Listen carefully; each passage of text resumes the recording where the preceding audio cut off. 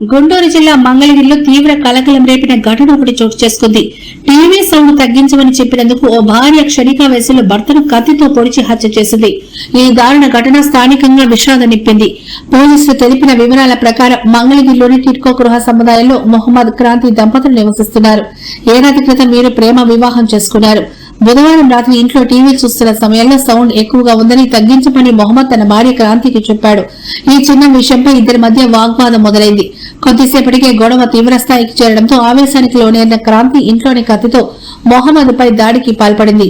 విచక్షణ రహితంగా పలుమార్లు పొడవడంతో తీవ్ర రక్తస్రావమై మొహమ్మద్ అక్కడికక్కడే ప్రాణాలు కోల్పోయాడు. ఈ ఘటనను గమనించిన ఇరుగు పొరుగు వారు వెంటనే పోలీసులకు సమాచారం అందించారు. ఘటనా స్థలానికి చేరుకుని పోలీసులు ఇప్పటికే మృతి చెందిన మొహమ్మద్ ను గుర్తించారు. నిందితురాలు క్రాంతిని అదుపులోకి తీసుకుని కేసు నమోదు చేసి దర్యాప్తు చేస్తున్నారు. కేవలం టీవీ సౌండ్ విషయంలో తలెత్తిన వివాదం హత్యకు దారితీయడం స్థానికులకు తీవ్ర భ్రాంతిని గురిచేసింది. నిత్య రాజకీయాలు ప్రభుత్వ కార్యక్రమాలు